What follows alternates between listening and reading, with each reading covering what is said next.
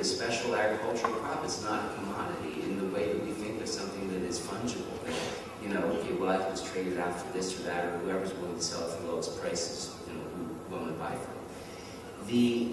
The special nature of chocolate, the more you understand how special it is and what goes into it, and the incredible genetic diversity and the potential that it has of really regenerating the rainforest in many places. And it can be a good livelihood for a lot of farmers.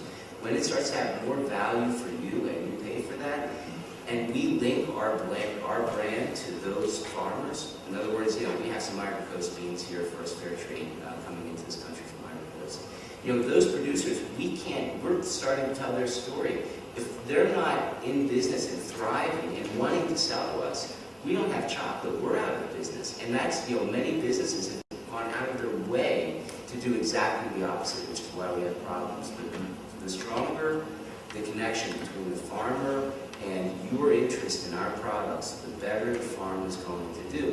And that's outside of fair trade practices. So I just wanted to kind of make this business case that there's a much larger position for financial health beyond fair trade. Fair trade's good and it's important and we need it today, but if a cocoa farmer has a marathon to run to be financially viable, socially sustainable, environmentally sustainable, fair trade is the first step. It's not the first quarter mile, it's not the first mile, it's literally the first step. And it's an important step and something that we support, but there's much, much further to go. Now, the last thing I just wanted to end with, Aileen was talking about cocoa practices. So when I first met Aileen, I was interested in cafe practices. And as soon as I met some of the folks at Starbucks CSR, I was absolutely blown away by their honesty, their candor, their integrity, and their interest in really building something that had a dramatic impact, positive impact. And I was inspired and wanted to take the model of cafe practices and apply it for cocoa. Because right now in cocoa, there's nothing quite like it. And this goes beyond fair trade, and it deals with, it incorporates fair trade practices, but cocoa practices have the ability to score farmers on a wide variety of criteria, economic, environmental, and social. And the scoring is important because right now, either you're fair trade or you're not. How fair trade are you? Today with organic, either organic or you're not. On a scoring practice, it is something that's progressive and gives us and our partners and producers the opportunity to see where there can be improvement and constant improvement, really reaching towards sustainability. That's valuable to us. We want to pay a premium for those, to implement those practices and for farmers to use them because they are then ultimately a viable vendor for us. We wouldn't buy boxes from a bankrupt box maker, but somehow people are buying, soft commodities, agricultural commodities from really what are bankrupt suppliers. And so we want them to be sustainable in our business. We want to bring them up the value chain, and the more that we can connect the link between you and these producers, I think the stronger our business will be.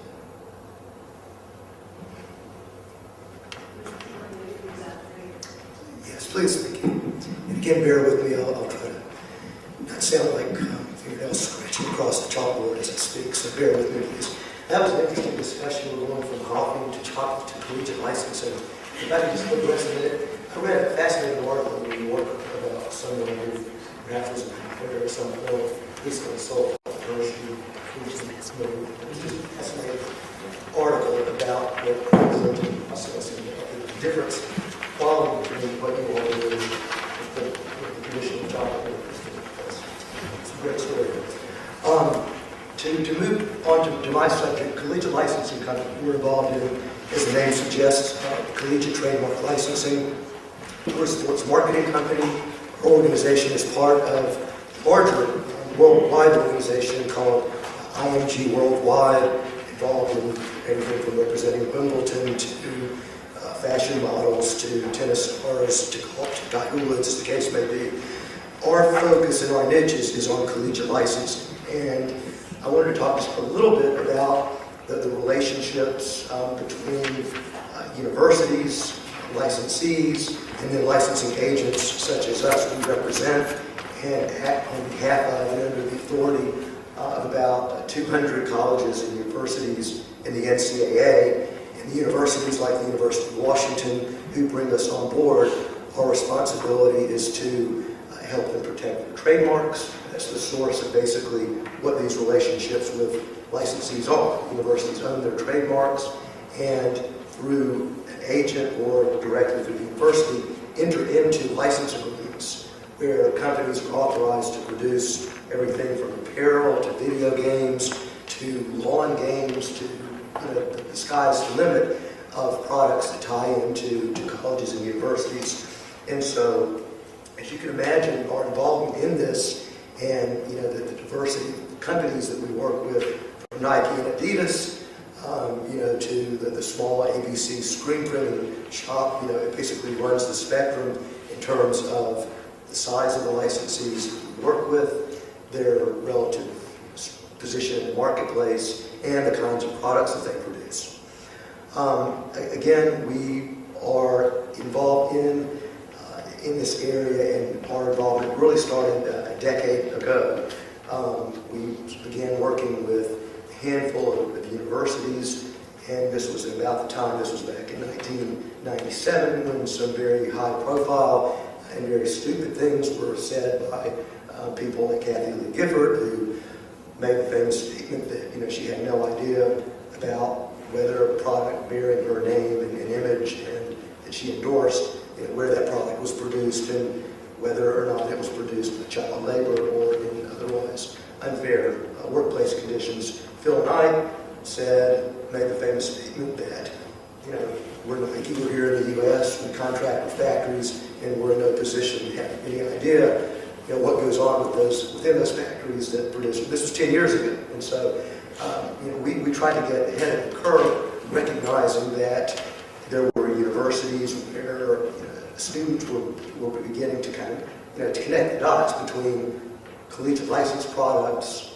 Nike branded product, and other consumer products that, in this case, involved the good name and the reputation of the university. And that's what really collegiate licensing was all about when it began, was how do you protect the image of the university in a situation where before licensing, it was pretty much free for all. For example, in 1988, the University of Wisconsin started its licensing program for the first time. And I was there, and I saw some of the abuses that Bucky the Badger had to deal with on campus there. I mean, people pretty much did anything that they wanted to with poor Bucky, and he had no say in the matter, nor did the university.